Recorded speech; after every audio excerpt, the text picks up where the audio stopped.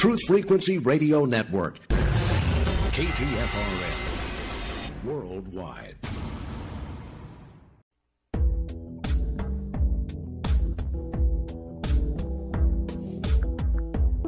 Hola, this is Sienna inviting you to join me tonight as we navigate through the seen and the unseen, explore external and internal realities, expose on-world and off-world agendas, discover a path to joy and freedom.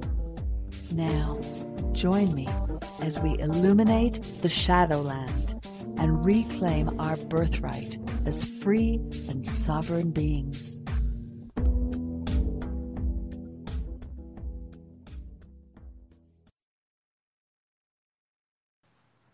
All right, ladies and gentlemen, this is Chris Gio filling in for Sienna this evening. I'm not sure what happened. She may be having some connection issues, maybe weather, something like that.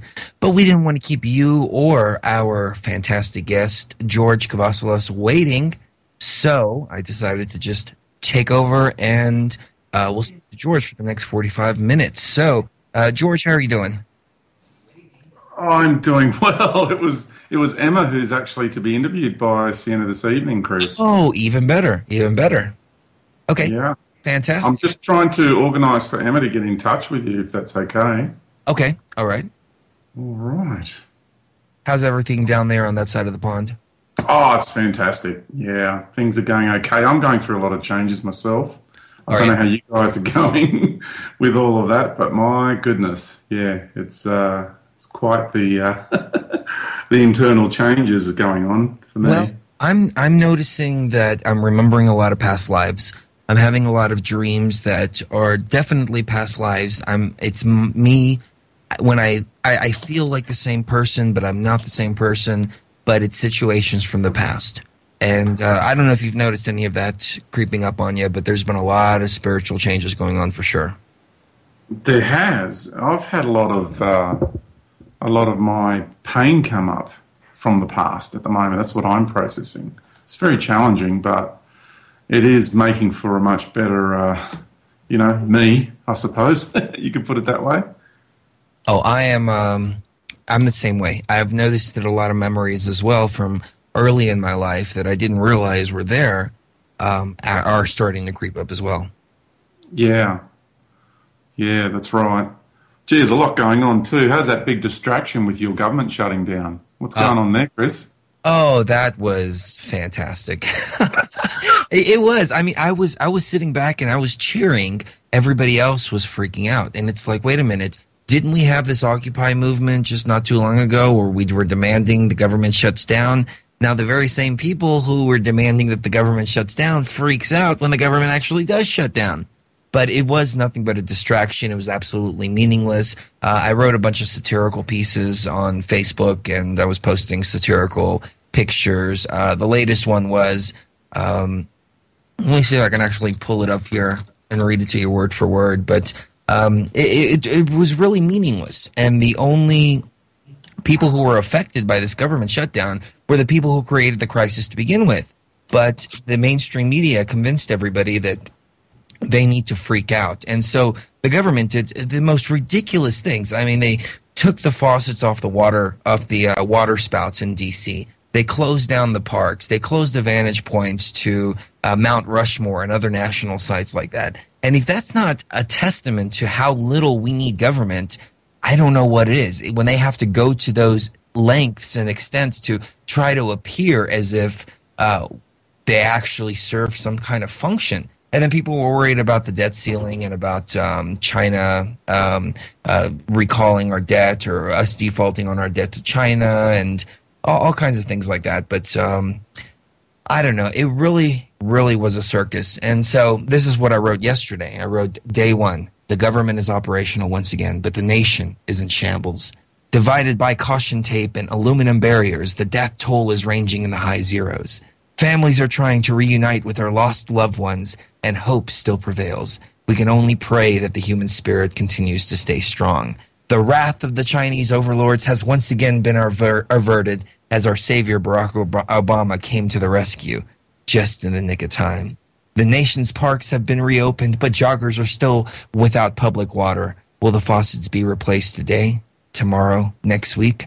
Where is FEMA? It's so well said. It is. It was really a circus. But you know what it was a distraction from? Cherie wrote a fantastic article yesterday.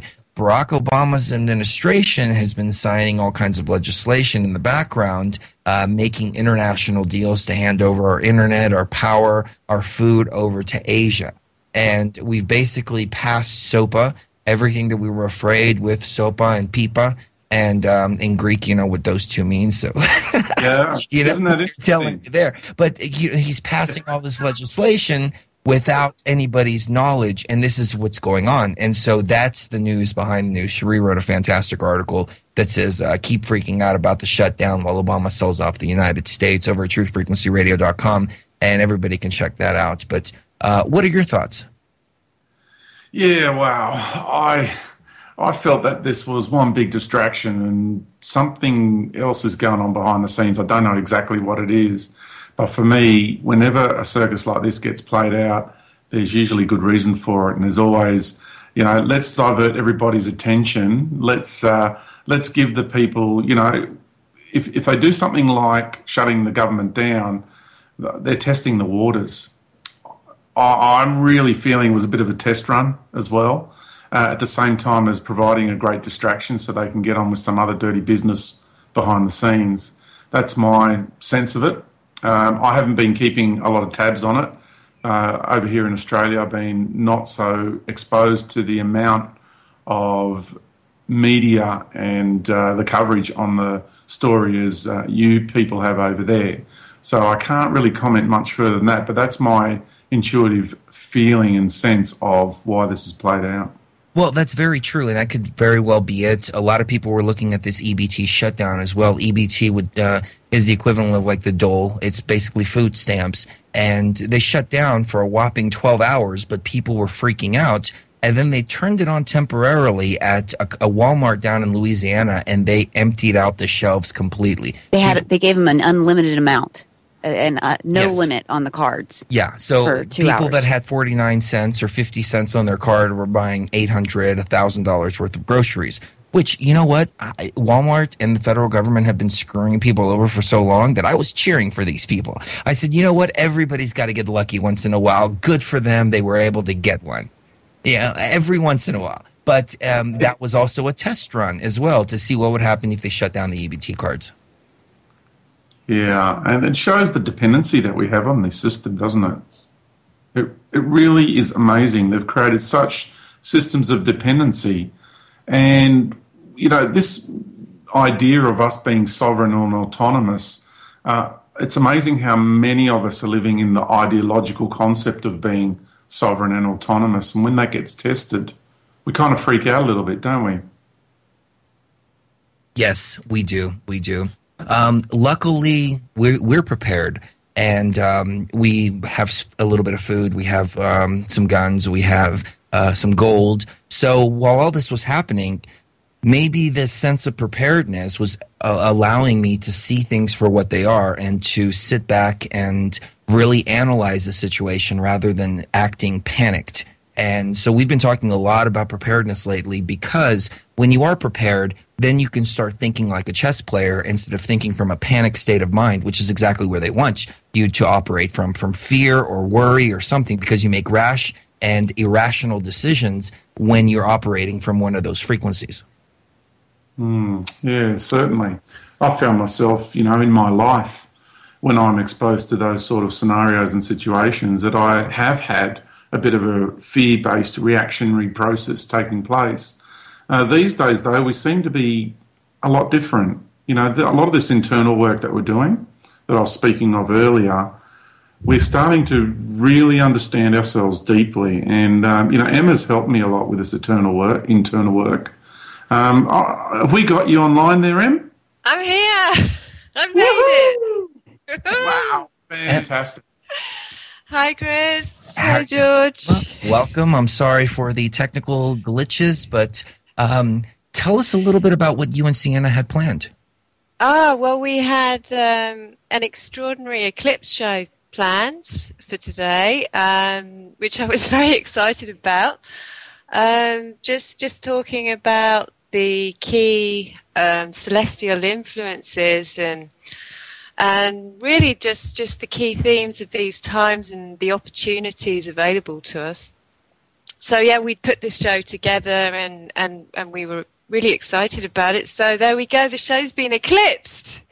There you go.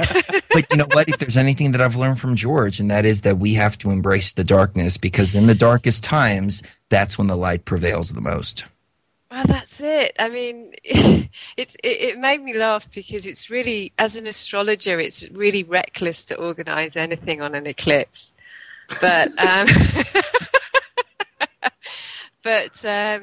really into life as our experiment, and this is just the time to work with everything we've got.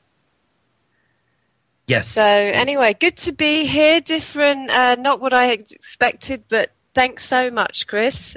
Oh, absolutely, absolutely. Let me ask you this: what is the significance of the eclipses? Okay, well, eclipses are really, if you think about them symbolically, they are, these bodies are being concealed and then revealed. So generally they bring what has formerly been concealed to the surface. So they're connected to revelations, and they're also powerful triggers. So what's interesting about this eclipse is that it follows a whole week of very intense solar activity. So it's like these which has prepared us for these two eclipses coming up, which are both very powerful. Emma, hold right there. We've got the bottom of the hour break, but we've got a segment when we get back, so don't go anywhere. Hopefully keep George on with us as well. Make it a round table. Great discussion. We'll be right back. Great. Thanks, Chris.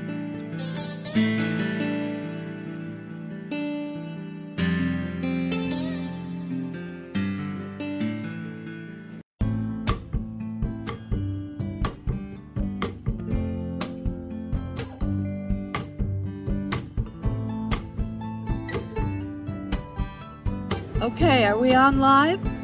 Yes, we are. Emma, are you on? No, Emma's on hold. Hello? Okay, good.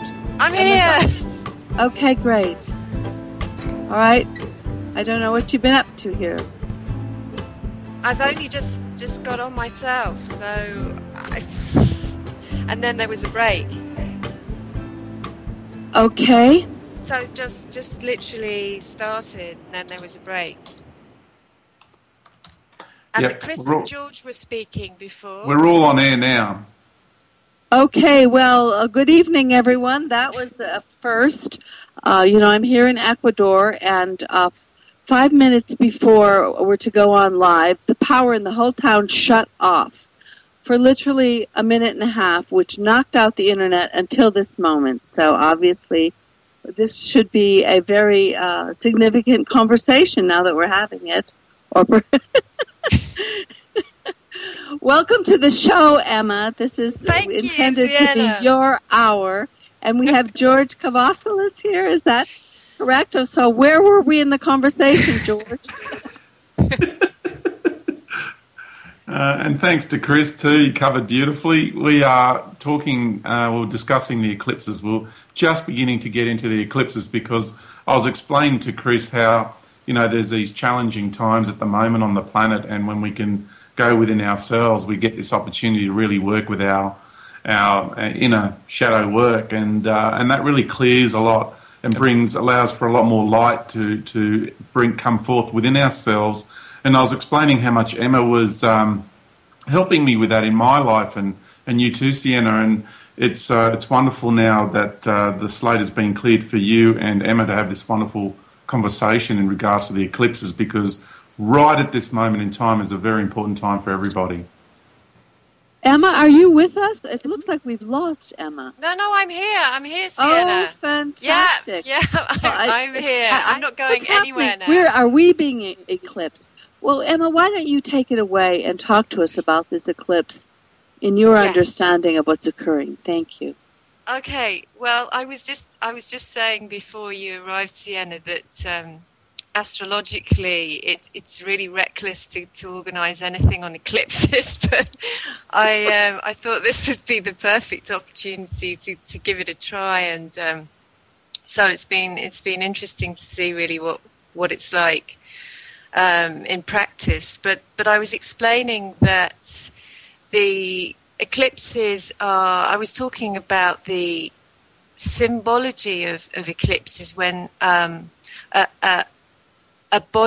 celestial body is concealed and then it's revealed. So they are associated with revelations of what has formerly been concealed. So really hidden information coming to the surface, which I feel is really the theme of these particular eclipses. We've got one that's just passed, a lunar eclipse, and then we've got one on the 3rd of November, which is a total solar eclipse. So we're just entering into this 2-week period. And generally the energy of eclipses acts as triggers. So whatever's going on in your life, an eclipse will magnify that. And it really does so to bring to our awareness what needs our awareness that has possibly been repressed or concealed for whatever reason. So that's why people experience them as emotional or as turning points in their lives, because everything really is triggered in their lives during eclipses. So we're entering into I feel that this period that we're entering now is a real turning point for 2013. Wow.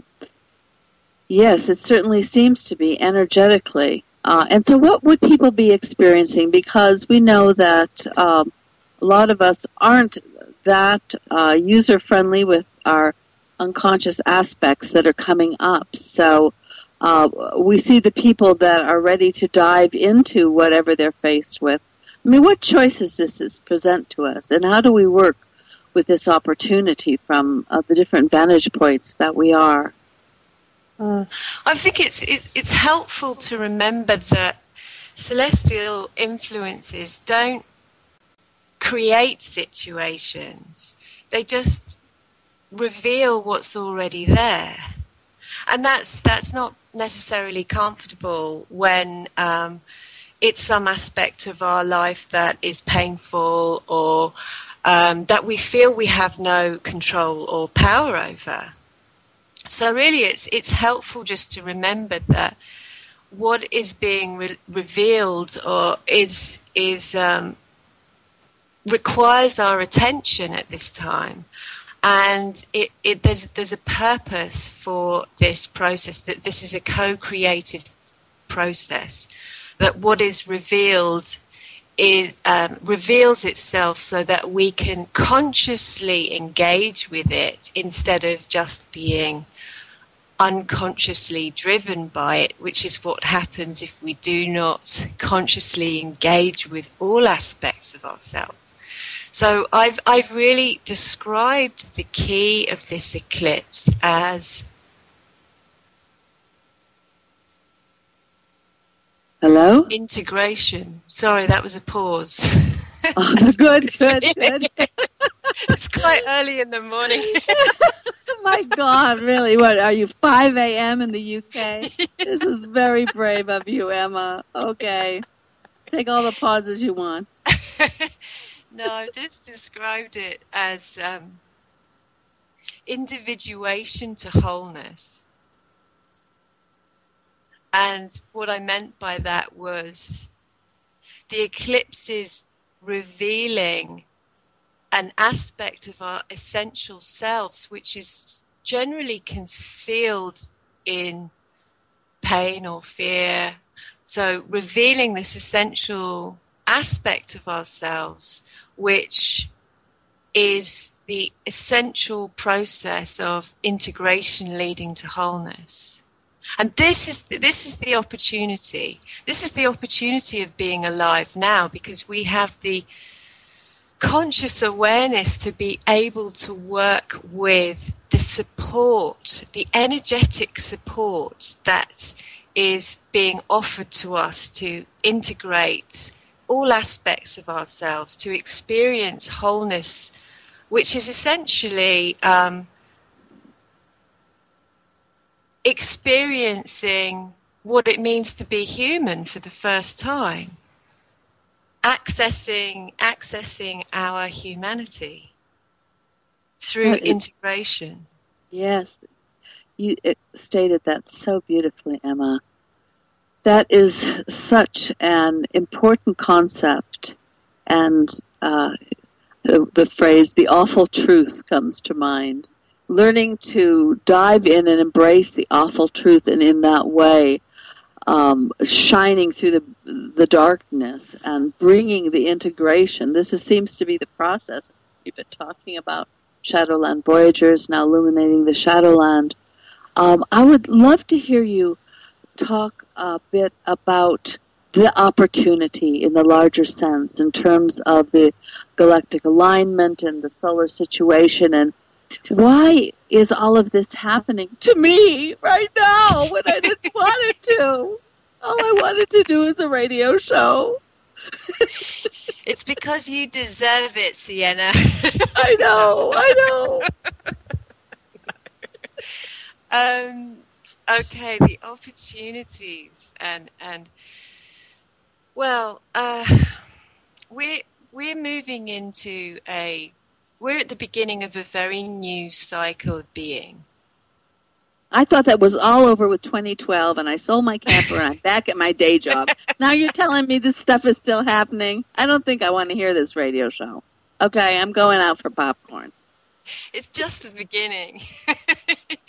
Yeah, it was just 2012, December 21st, 2012 was just the beginning? Oh, yeah. I mean, yeah. it's happening. Or what is... Iceberg. Yeah? Okay, well, then what's going on? Go on. Yeah, so that was the end of a particular a contract we had with polarity. So wow, I never heard it stated in that way before. Yeah. So I can explain that a bit better. The solstice of the December solstice of 2012 was the end of a very long cycle, the precessional cycle, which is 25,000 years long. And that is really the time it takes for the Earth to complete a whole circle of its axis, because the Earth is on a tilt. And this is called a precessional cycle. And I think the best thing, if anyone's interested in that, is to look it up, because we could spend a radio show. I could spend a radio show explaining that, but just to let you know that there is this cycle that and this is a physical cycle, and it defines what we call the astrological ages. So you may have heard that we're moving out of the age of Pisces into the age of Aquarius. And so this is a segment of this 25,000 year cycle. But anyway, this date, the solstice date, marked the ending of this cycle and the beginning of a new one. And the way I experience that is that it is the end of our human contract with sacrifice. Because this 2,000 year period started with with Christ and was defined really by this contract with sacrifice that ended, especially at the March equinox. So we're moving from one expression of being, which was how we engaged with suffering to learn and to refine the soul, if you like, to a new phase, a new cycle of being, which is not defined by this contract with sacrifice. And it's really new for us because, you know, through lifetimes, this is what we've experienced. So we're actually shedding lifetimes worth of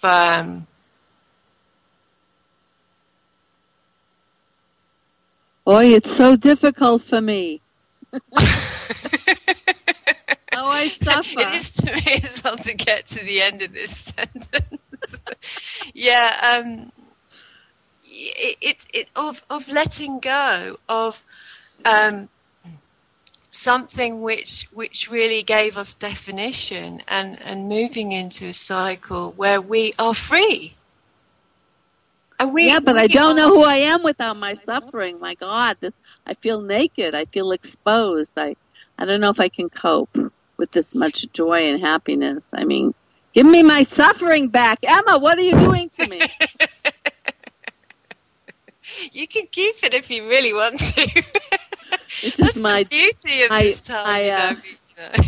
Jewish DNA resonating with begging to cling on to the past.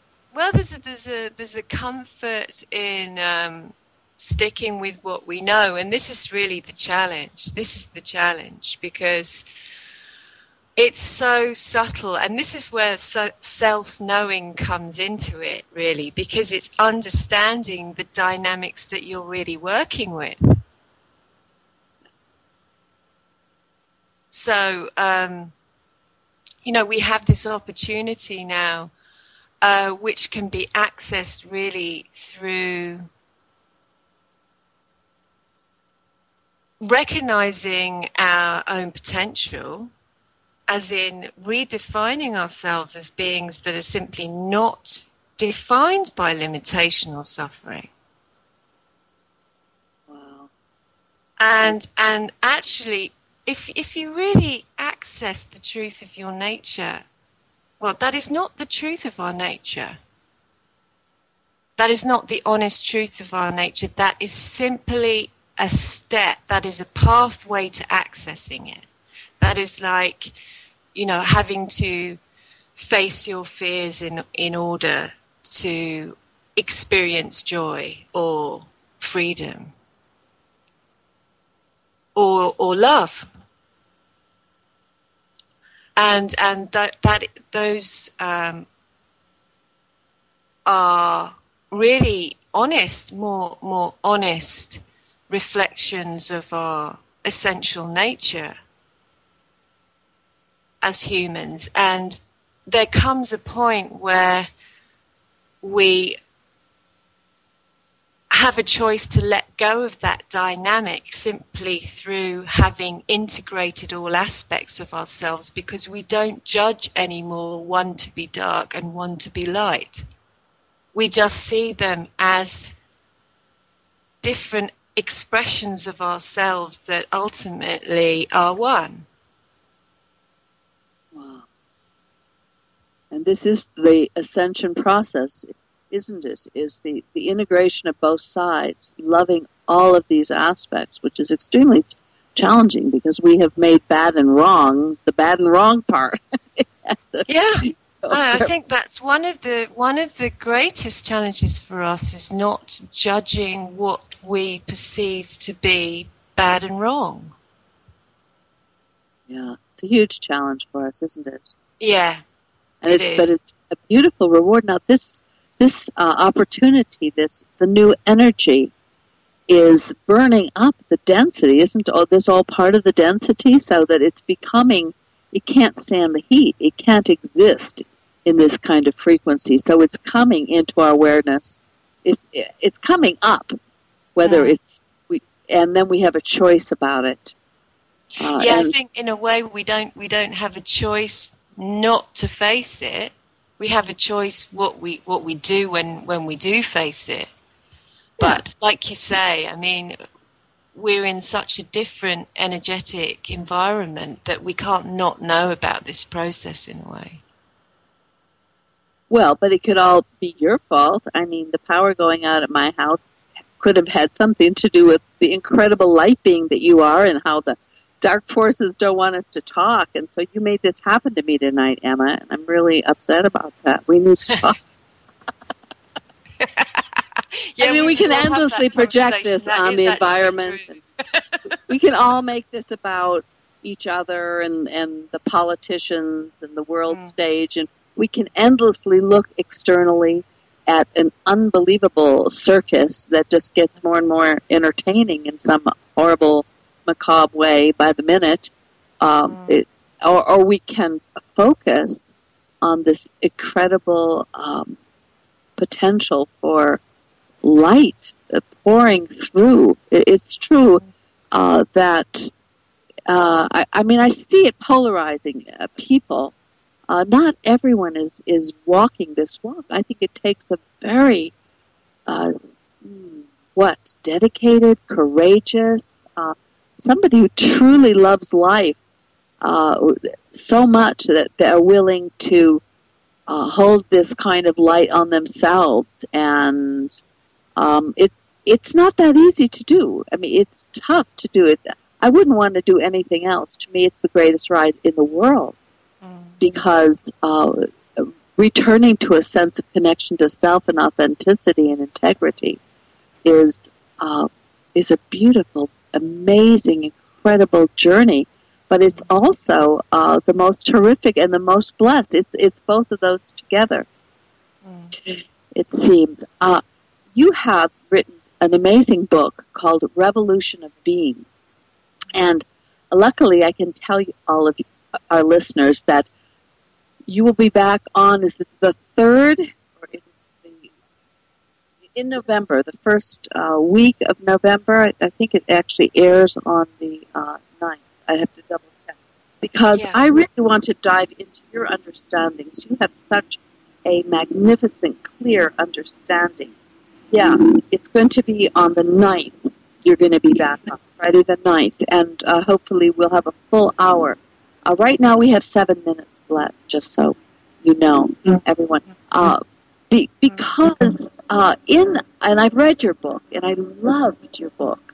To me, it's absolutely go-to manual for how to transit through this change gracefully and with deep appreciation and understanding and joy, because you I find that your soul essence, as you articulate it, holds a light, credible, I call it, like a lighthouse for people to get, this isn't the end of the world. This isn't everything's just falling apart, and this isn't all the doomsday scenario. This isn't just the toxicity and the illness that I'm steeped in and the financial worries that I'm steeped in, the breakdown of everything that is occurring that can make us extremely depressed and anxious and stressed. But you reframe it, and this book is so easy to read, to just understand. And I really want to break it down much more on November 9th when we meet again, and how we do navigate through this time. But right now, in the remaining 6 minutes that we have, what shall we is George still with us? No, he's gone. Okay. Well, I would just like to comment. Yes, I am. Oh, he is. George, you're still here. I had my mic muted. I apologise for that late response. That's all right. That's all right. Well, we have about 5 minutes left, and I really want to thank you, George, and Chris, Gio, for jumping in. You're very welcome. You're very, very welcome. And I want to thank you, Sienna, for all the support and all the fantastic wisdom that you impart with me personally and with everybody in our communities. I think both you and Emma are doing a fantastic job. Your deep insights are amazing, and I know both of you have helped me greatly, and I just want to express my gratitude for the work that you do. Oh, thank you, George, and I'm sure well, I can speak for myself, but certainly would like to express my gratitude for the inspiration that you've been to me through all of this. Absolutely, absolutely. You hold an incredible light too, and the bravery to face whatever it is, and you brought up to all of us an extraordinary, dark, difficult things to face that many of us just don't want to look at, like all of the thing with the chakras and the things we have to let go, reframing our understanding of God, and the things that we clutch to and the most dearly, that we have to examine everything. And I know personally in your own life you do this and you walk your talk. And each one of us that actually is doing this strengthens the field so much for the others. So I'm grateful to both of you for the clarity and the reality that you're bringing. And it's a very challenging, thank you, Sienna. It's a very challenging time for those who wish to really embrace the cycle of the eclipses that are upon us now. It really does help you to reflect your inner world. I know I'm going through this process. It's been very painful, but it's well worth it. I really recommend anybody who can really feel into the biorhythms of our immediate cosmic environment and understand these eclipses and work with those energies, you'll be surprised what it will do for you. And have a listen to people like Emma and what they have to say. It really is a phenomenal process. Yeah, I think. I wrote yesterday that for us to have the courage to listen, really, to what's coming to light within ourselves. And to just take heed of what our higher selves are trying to communicate at this time, because you may be surprised in a good way, and as I said, these really are opportunities, and all of us are experiencing them in such unique ways. So you really can't compare what you're going through with other people. But just don't doubt that you have everything you need to make sense of what you're going through. As I said, it's a process of individuation. So it's not one of trying to make sense with comparing your life with everybody else's, because you are going to be finding out more and more how unique your path is, and you're going to be enjoying that more process of connecting to your uniqueness much more through these eclipses. And even if you don't understand the pain in that moment, what I found is if you just let it flow through you, honour the moment, just pull away from what you need to be doing is in the way of distractions and activities. Don't go to that party, just stay home, those sorts of things. Honour you and honour the moment, and just, withdraw and recede into yourself. And once we do that, then you really find out what's going on inside of you. It's a very important process. We need to honour ourselves through this process. Beautifully said, George. Emma, how do they get hold of you? Website, and I know you give private sessions. How would they reach you? They can reach me at my website is emmastow.com. That's Emma, STOW.com. Right. Beautiful. They can reach me there. That's it for tonight. Thank you both so much. Thank everybody for the flexibility to go with the flow here. This is Sienna Leia. This is Illuminating the Shadowland, and we will have a whole delicious hour with Emma on November, and much more with George. George, how to com. Exposing the hate and exploring the love. This is the Truth Frequency Radio Network.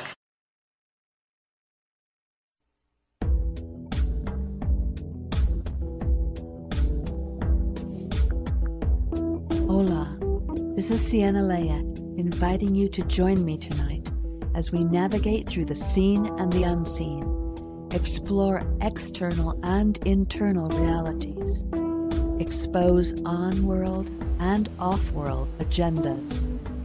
Discover a path to joy and freedom. Now, join me as we illuminate the Shadowland and reclaim our birthright as free and sovereign beings.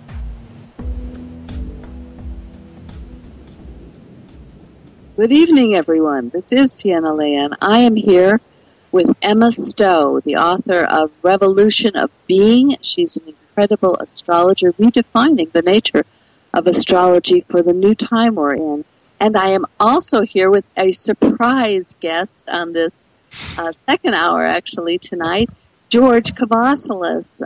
Welcome, George. Welcome, Emma. Thank you, Sienna. It's just wonderful to be here. Thank you for inviting me. Thank you, Sienna, for inviting me along to be a part of it for another hour. I really, really appreciate it. Well, it feels timely that we are all gathered here. Emma and George and myself, besides being partners and what would you call it, working in the field of consciousness in various different ways, are also friends and supporting each other in very authentic ways right now through the very real process of reclaiming our authentic being. And this is completely spontaneous. We were not going to do this hour. So we are completely in the here and now with our authentic presence, guiding and directing every moment of this show. I love it. Okay. Well, I am going to jump into some questions I had for Emma. And due to our hour one with a power blackout here in Ecuador, I didn't get a chance to ask any of my questions. So I'm going to start here, and we can just let it flow from there. Does that work for both of you? That suits me, Sienna. Yeah, great. Yeah, absolutely. Now, we might be going a little bit over some ground we went before, but this is a huge question, and I'm sure that we could talk about it for hours. So I'm going to bring it up now. So we know people are going through extreme swings of energy right now. I know in my life I've seen people going through really low energy and then extreme highs with visions of all the potential dreams that we share of the future, and then anxiety and depression and getting just knocked all over the place. What, in your opinion, is causing this, Miss Emma Stow? And George, I'd like to hear from you. Mm-hmm. I feel we're really going through a process of physical transformation. It's not just an emotional process, or it's actually the transformation of our bodies on a cellular level, and we're in between these. We're actually going between these two physical states, which is triggered by the solar activity. This is the year of the solar maximum, which is actually ejecting a massive, very high vibrational solar wind into our atmosphere, and it's having a great impact on the magnetic body of our planet, and also on our magnetic body. But beyond all this, it's really just exposing us to this very high vibrational energy coming in from the sun. And this really, when our cells are exposed to this energy, the vibrational rate of the electrons increases, and that is really what brings everything to the surface, because the denser matter that's stored in the cells, and what I mean by the denser matter is sort of emotional residues or that keep us bound in the past, in past forms of behavior, surface because they cannot coexist with the vibration of this energy of our atmosphere now. So that's what causes these mood swings. So because we can experience the very high end of this energy when we experience the exhilaration and the heightened states of awareness, because that is really the benefit of going through, of living through a phase of such high solar activity, is the insight that we get and the increase in consciousness and awareness. But along with that comes these emotional swings as everything within that is stored within our body comes to the surface, that is essentially brought to our awareness, so that we can use the consciousness that is being raised to consciously engage with it. And this is the process of integration we were speaking about earlier. So it's really just connecting to our physical bodies, really, to be able to understand better these emotional swings or even extreme states of being we're going from day to day. I mean, even from minute to minute. I think a lot of people can relate to that. It's very hard to predict how we're going to be feeling from hour to hour. So that's how I perceive these swings of energy, Sienna. So it's kind of like the sacred fire, going through the sacred fire. Yeah, I'm experiencing it too. Sometimes I just have to curl up on the couch, and it feels like the solar bath is just pounding everything up to the surface, and it's a divine agony in a way. But I see people getting drunker. I see people getting. It could also have the other effect, couldn't it? So, what are the things that we can do to maximize this opportunity? I'd like to hear from both of you in that regard. I mean, does changing our diet? How do we go with this? How do we work with this opportunity and not against it? I feel that it really helps to not judge whatever surfaces in terms of the emotions we feel, because these are not just personal emotions. They can be collective emotions that are surfacing in humanity, which is really part of the healing, really. So it's being able to not identify yourself with that pain, but more just to allow it to flow. And the old formulas that used to work just often don't apply anymore, because we're moving into a very different state of being. So it's also just to allow this process to take place. We can't predict it or control it, and I think that's what causes the suffering, is that people are still trying to hold on to certain ways of being and that have actually ended. So they're clinging on to something, and that's what really causes the suffering. It's to have the trust in this process, because this process is not here to cause suffering. It's actually to free us from that, and these energies are here to serve us.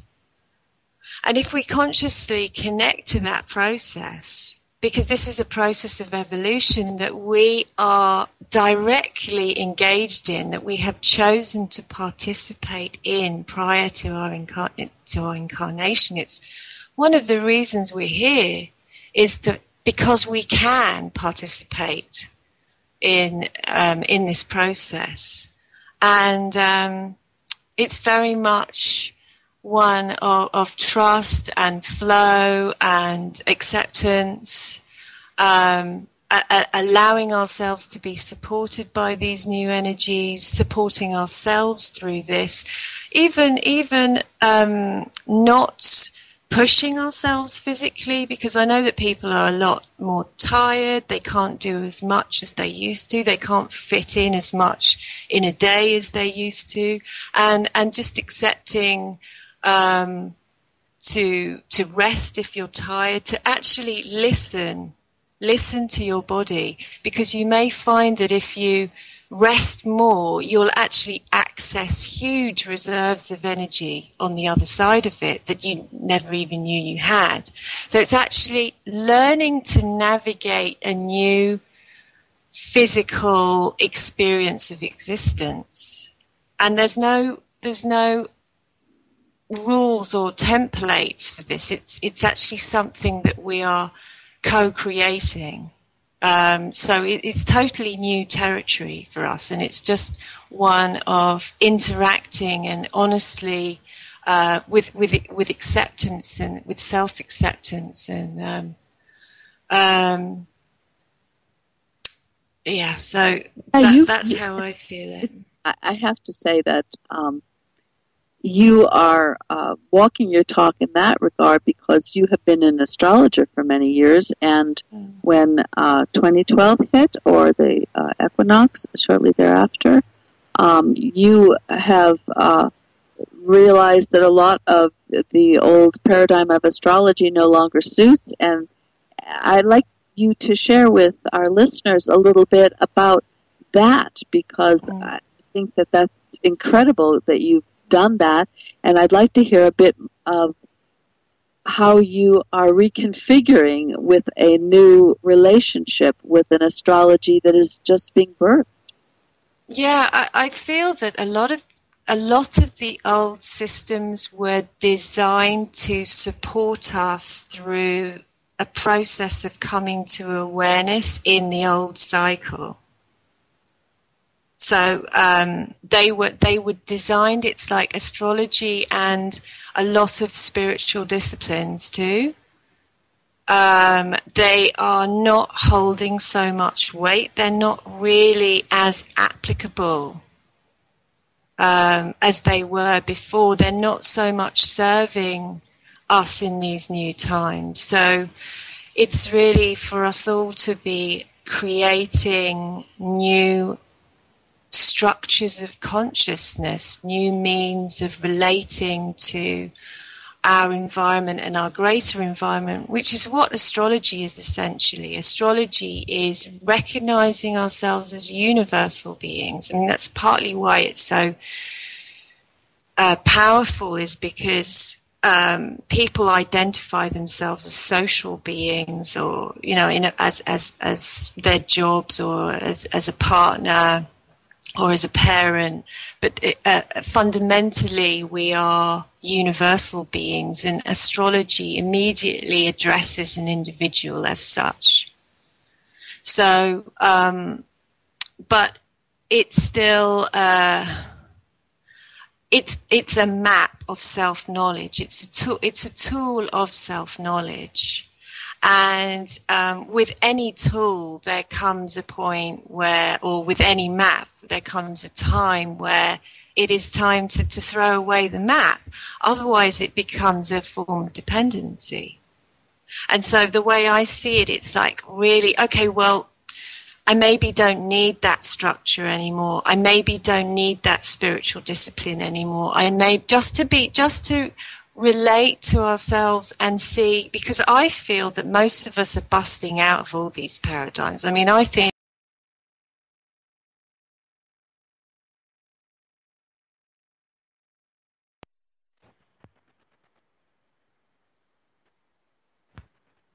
Hello?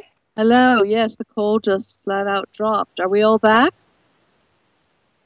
Yep, I'm back. Yeah, I'm here. All right, it looks like we're live with the server still, although I wouldn't bet my life on it. Okay, let's carry on. Yeah, so as I was saying, I just feel we're bursting out of these old systems that we created to serve our empowerment and our liberation, but the energy of this new cycle and what's available to us now, it doesn't really relate to those systems. They're actually becoming restrictive, because we're just bursting out of that and in a way, just connecting to our divine essence, or understanding ourselves as divine beings, is a stronger system of empowerment than any form of any system or discipline like astrology. So I feel, as an astrologer, it's a fantastic opportunity to create something from that model that is relevant to what we're experiencing as human beings now. Well, I just so appreciate that you have the courage to do that. And I know George is all about this. And I know that there are massive amounts of people that cling very much to their spiritual practices because it's been the only way that they've accessed it at frequency that has some connection to a higher value. And it's I know George has gotten a lot of flack for coming out with some of these, exposing a lot of the spiritual practices of the New Age, for example, as actually giving our energy up to, fourth dimensional, interdimensional beings that are vampirizing our energy. And it's very shocking what a lot of the spiritual practices actually are about. And all of the practice. I mean, in many ways, this whole predatory victim nature, and you could look at political, you can look at relationships, you can look at all the ways that seem to be geared to being less than, giving up our power, trying to get it in ways that really had a whole other agenda. And I don't know if you want to say anything at this point, George, on the topic that we're on currently. Yeah, thank you for that, and thank you for the that acknowledgement there. It has been challenging and difficult, but that's okay. It was challenging and difficult for me too when I was leaving that realm of spiritual practices and looking up to all these so-called angels and ascended masters and all these other beings that are propagating a higher dimensionality of their existence, and that we are somehow lesser in our states of being. And that hierarchical ideology is what they seem to really promote and propagate, and that reinforces our subservient mindset, because we see ourselves as lesser. We get continually told that we are lesser. It's even in the origins of the Christian religions with the original sin. I now say it's not original sin, it's original intent. Own it. I feel it's very important that we begin to understand the actual structure of our reality rather than taking just on face value what other people are telling us the structure of this reality is and who we are. I just found that there was a conflict going on within my own being when I was being told that humanity was like this and we were like that and this reality was set up that way, and we were, and all these different ideas and concepts of who and what we are. And I felt inside of me a reactive process taking place because I could feel deep down in the depths of my own beingness that wasn't true. It didn't feel right. It didn't resonate with the depths of my beingness. It was resonating with the more shallow levels of my beingness, being my egoic mind, being the part of me that's been programmed by the ideas and the concepts and the cultural philosophies and the academic systems of intellectual conceptual ideas of what reality is and what we call his story. Well, who's he and what sort of story is being told to humanity in reference to history? All these things were just in a conflict within my own beingness, and I needed to just delve below all those more shallower levels and layers and really start getting into the real substance of my fabric, of my beingness. And then in there is where I started having these portals opening up and having all these incredible relationships with the planet and with the sun, and then realizing our cosmic environment and having all these amazing experiences at the same time, which were also helping to explain to me that what I intuitively feel are true. It was being validated through my experiences. And at the same time, I had these experiences where other beings were trying to coerce me into believing the official story, the what do we call the general consensus of reality that is just so poisonous to the true nature of who and what we are. This general consensus is an organism that has been created and is being reinforced. It's being fed constantly. So we have this general consensus entity, which, you know, is also known as the status quo.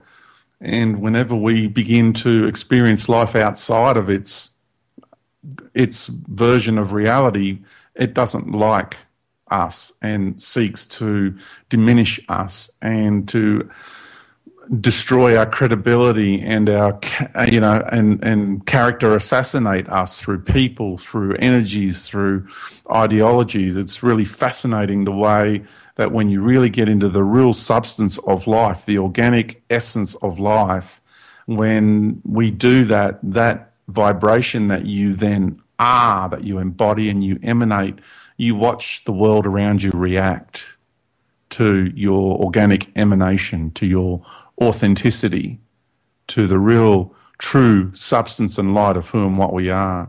And the purpose, this is a really big word, purpose. Purpose for existing here, purpose for wanting to incarnate. You know, your purpose for wanting to be in this world.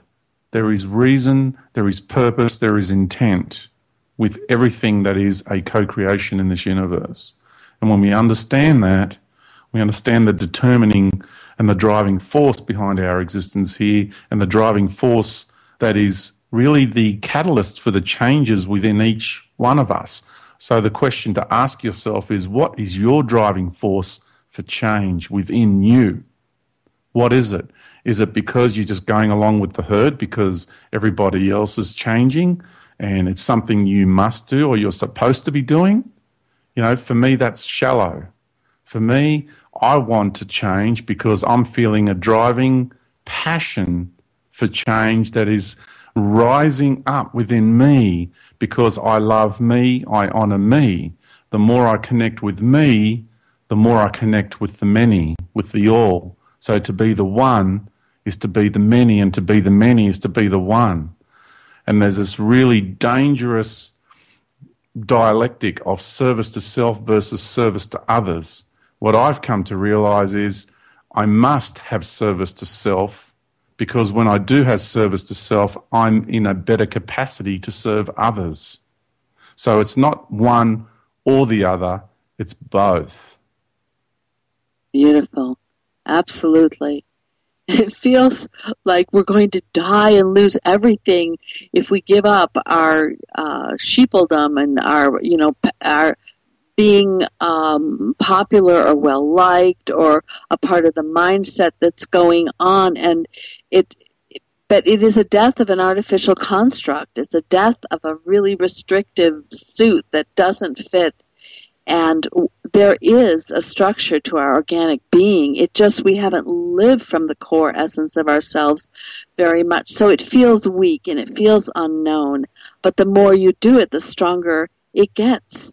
I really love the way that you express that now, because we need people like you and people like Emma to step forward and go, this is a magnificent experience. This is what we came here for. Embrace yourselves. It's so, and we are being so supported by the new energies coming in. And I wanted to hear more about that. We have a couple minutes till the break. How do they get in touch with both of you? Both of you work with people individually, have an incredible wealth of knowledge and information on your websites. Could you each just give out your information in the couple minutes we have before break? Yeah, sure. You go Mine, first, my website is emmastow.com, and people can contact me through my website. Please do. Yeah, and George.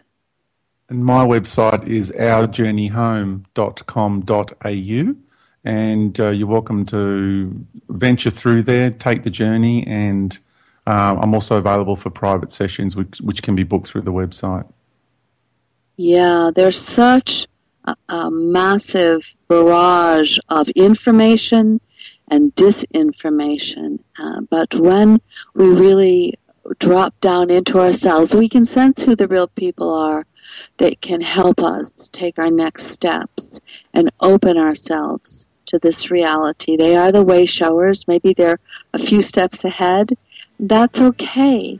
We're all here to support each other. And that's, as I become more my authentic self, I just want to hold space for this community of truth seekers to nurture each other, to come together, to give each other our gifts. Okay, we're going to break. Stay with us. We'll be back for the second part of the show with George Kavassilas and Emma Stow.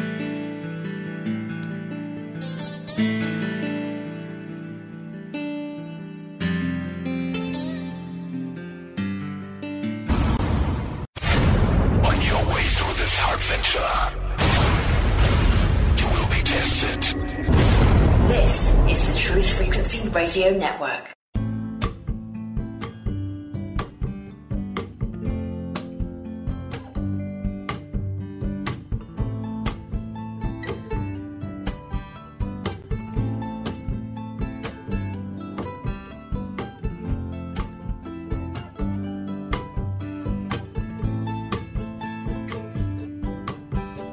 Welcome back, everyone. This is Sienna Leia, and I'm here with Emma Stow and George Kavassilas. Emma has written a book called Revolution of Being, which I found absolutely clear and lucid and beautiful and bright, and which I find Emma that way, in that she's, how can I put it?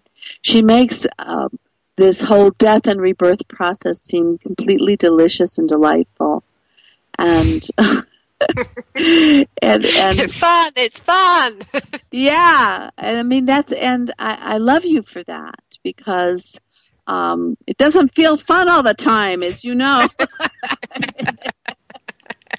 I had to convince myself it was the other day. Yeah. How long did that take? Didn't last very long. Well, I mean, Emma, you see love in your book. You talk about love as transformation. Can you speak to us about that a bit? Yes. Well, the love is really the only real means of transformation, because people don't change because you tell them to. You know, you can see that with in our own lives. You know, when we make New Year's resolutions, or the way that authority is being used, as in, you do this because I say so. People don't change through telling themselves what to do. So we have got, we tend to treat ourselves how we have been treated. So we can often say, I must change, and we sort of impose some sort of structure on our lives that really is not in resonance with who we are. So that's why there's this kind of resonance conflict that is not sustainable in our lives. So the way that we really change is through loving ourselves, and accepting ourselves. And if you actually think about your own lives, if you think about your childhood, or the times in your lives where you have really transformed, it was when you were loved. And that would have been when your life changed, whether it was by yourself or by another, because often it takes an example of another for us to know that, because also as a humanity, we're coming to know what love is. I mean, the word is bandied around a lot. We have, particularly in Hollywood, but we're actually coming to understand love and recognize love, what real love is, because love is what gives freedom. Love grants freedom, and that's how you recognize it. Well, that is completely the opposite of what is bandied about, as you would say here. Relationship, and think about Hollywood for a moment, and even psychology. All of the paradigms that teach how to get a man, how to keep a man, it's getting your needs met. It's a marketplace mentality. It's predator victim mentality, and it is glamorized and fantasized, and it is one of the most toxic programs. And I wanted to get into that because it dovetails into the nature of relationship itself. We are under so many toxic programs about what we do together in relationship, men and women, what that's about. The nature of love has been really hijacked from us in huge and profound ways. Think about that massive industry of help and psychiatry and psychology and counselors and spiritual teachers and gurus. There's a packaging, there's a marketing, there's a defining, the amount of self-help books, and I'm not putting it all down, but it's a massive disinfo campaign to keep us so disconnected and disempowered in the name of empowering ourselves even. And I'm wondering if either of you can speak to that. Because it's really pervasive. Even in this shift, there's a lot of do it this way, and this is what love is, and this is what the change is. And I feel so sad because a lot of people that are really amazing people are getting vectored into false paradigms again with all of this. Yeah, we tend to fall into that pattern of being programmed to receive. So when we look at a television, it's emanating something at us. When we go to church, we are having somebody dictate to us what life is and how things should be. It's the same system. We are being programmed to receive. So when people want to know about what love is, they turn to movies. Movies have told people what love is in many different ways. Sometimes they're on their mark, but more often than not, it's predatory, like you said, and it's unfortunately quite debaucherous at times and falls into twisted versions of what love is. And really sometimes it's nothing about what love is, but it's somebody's idea of some sort of control mechanism. It really is sad the way that word is so used and abused in our world. Love is something that will emanate from within each of us.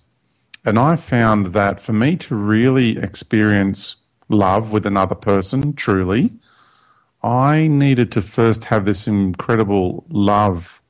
I need to fall in love with me again. It's like you can't really know what somebody else is going through until you've walked in those shoes. So in order for me to be experiencing love to the degree I would like to experience love with somebody else, then I need to have that love within me first. Otherwise, I'm looking outside of me to fill the void within me. And this is what I've found is a trap that so many of us fall into. I've fallen into it in the past. I've fallen into relationships and being a part of a relationship that I thought was fantastic at the time. But then I realized after a certain amount of time that that relationship was appealing to certain aspects of my personality traits of certain aspects of my needs and my wants and my dependencies and my desires. And when I began to really know myself again and to really fall in love with me again, I really then began to understand what love with another person really should feel like.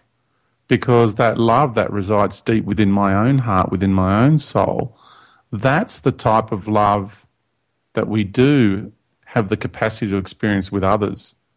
And I am experiencing that with my beloved wife, Cynthia. It is a relationship of a magnitude that I've not experienced before in this lifetime. And it is because both of us spent time doing our inner work before we came together. And realize what the magnitude of love is that resides within our own hearts and our own souls. I'm not saying it's perfect. I'm not being ideological about this.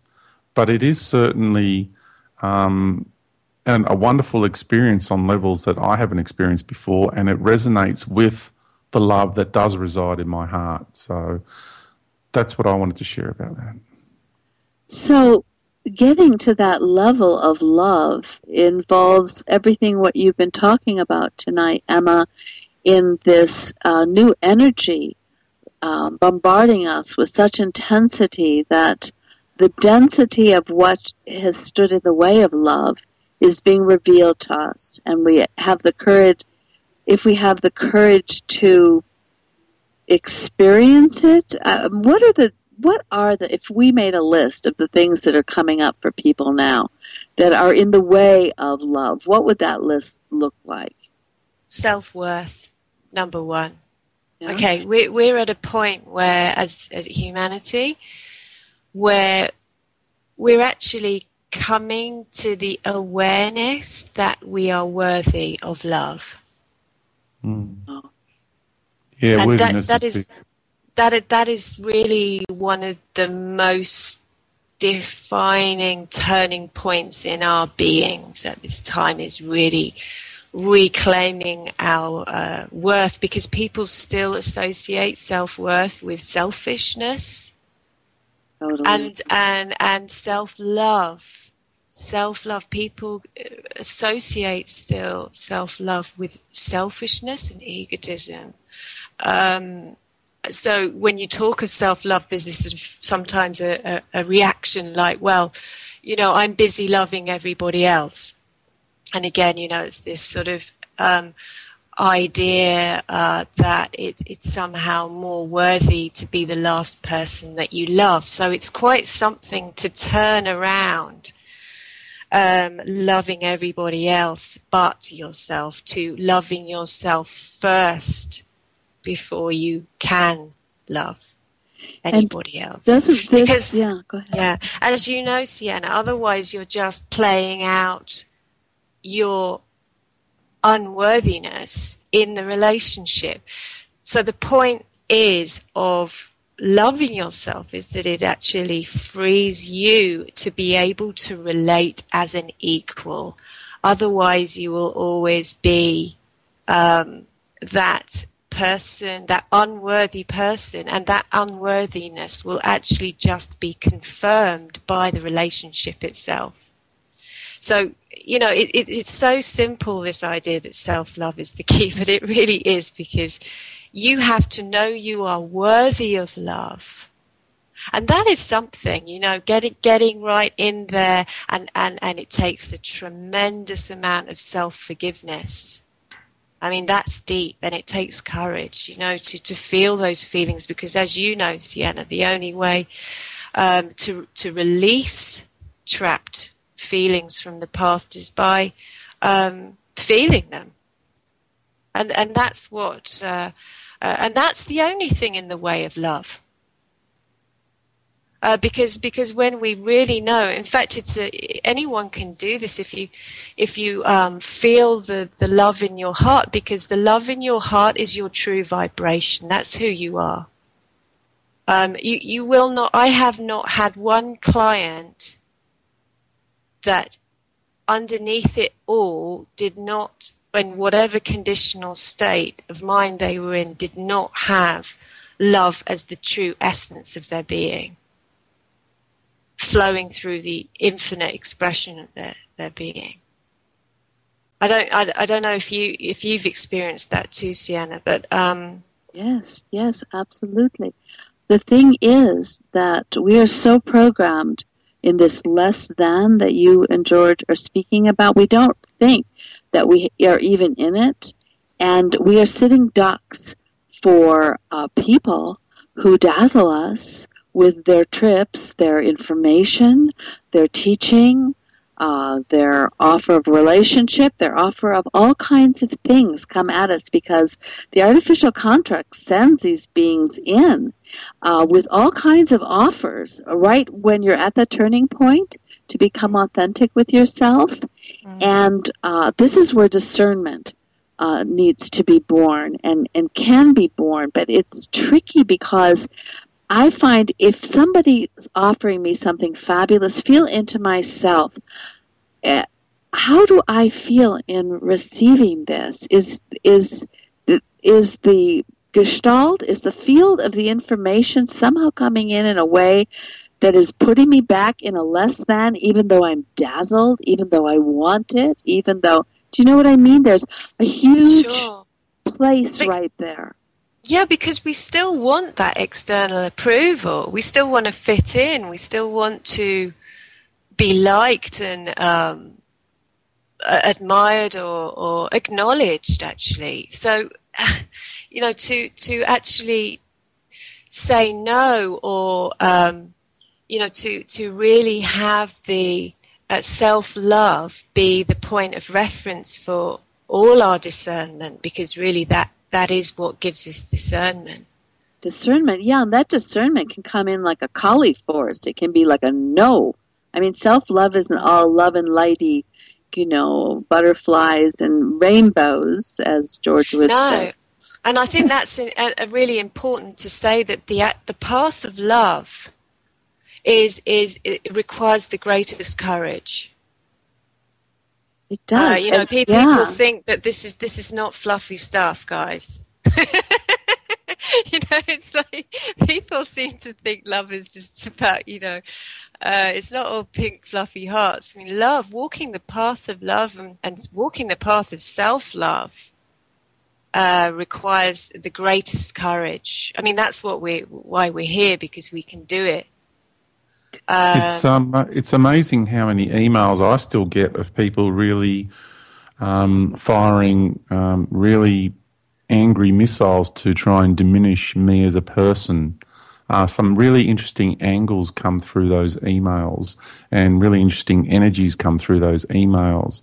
And I feel into them, and I understand, I do my best to understand where people are coming from. And you see, the reason they're coming in at me is because I have this wonderful sense of self-love and this wonderful sense of inner fortitude. And you know, on one level, it's when you mentioned before, Em, it's nice to get validated by our peers. It is really nice to get that, but it doesn't define us. You see, people who don't have that level of self-worth and self-love require a huge amount of external validation, because they are defined by that validation, which is outside of themselves. But what happens to the people that, like us, who are moving into that realm of self-love and self-worth, is we are already at peace with ourselves, within ourselves. That validation we get from others outside of us is, you could call it the icing on the cake, but it doesn't define who we are, if you know what I mean. It is appreciated, greatly appreciated, but it won't define me. I am already on my course and on my path, which is emanating from within my own being. And when we do get a lot of this reactionary activity from the Matrix of people really having these sharp angles of emails of hatred, and it could be an argument with a family member, it could be a sly remark from somebody that you know. They're the signs. They're the signs that you are on the right path. If we learn how to interpret the way the Matrix is speaking to us, really understand the validations that come in all sorts of ways. And again, they don't define you, but they encourage and they speak. And I feel that that sense of self-worth and the sense of self-love in a non-egotistical way is really, really important. I feel it's the key. And, you know, and to pull a biblical quote, know thyself.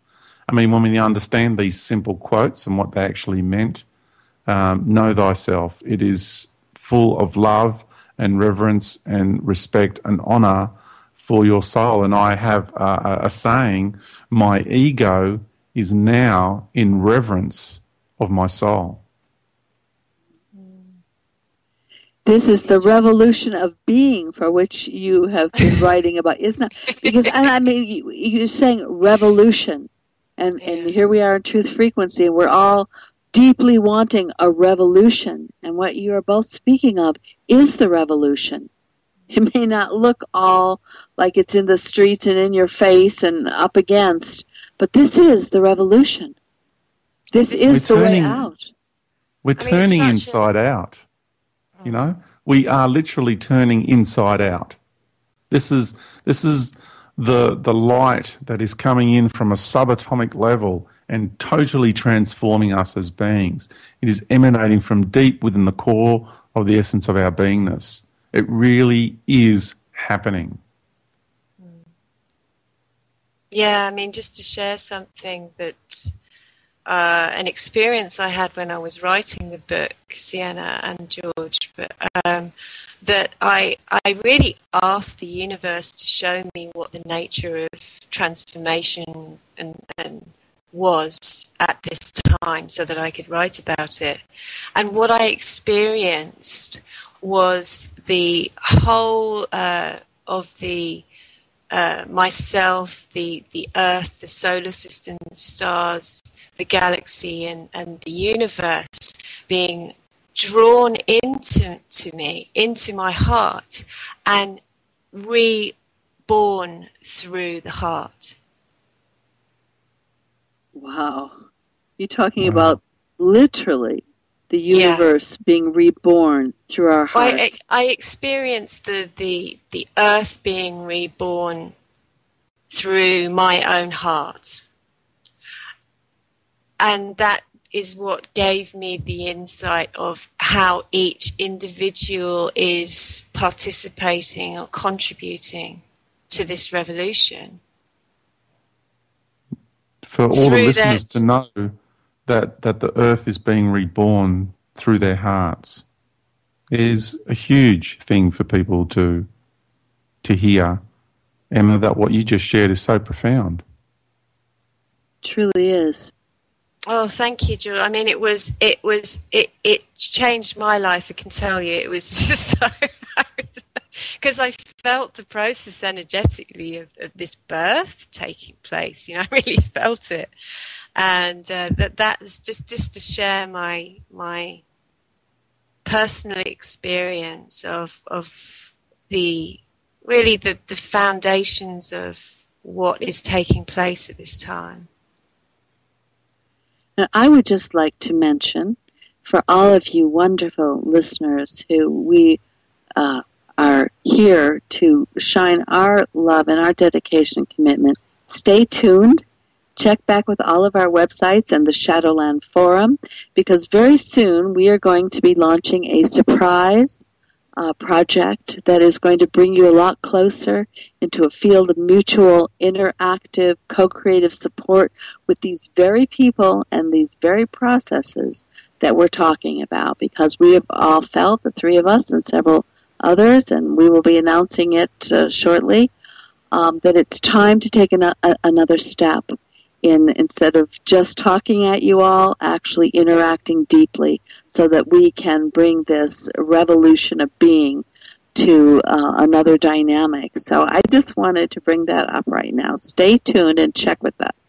But I'm not going to announce what it is quite yet. So we have about 4 minutes to this amazing hour. I do want to thank Chris for giving us this extra hour where the energies have come together incredibly. You know, it's so hard to talk about these things because really I don't think that far in the future this kind of language is going to be the way that we communicate. The profundity of the connection, of the communication, of the transmutation and transformation. We're talking about things that you've talked about, George, that have certainly broadened perspective of thousands and thousands of people, that we are so much more than this artificial construct has ever wanted us to know.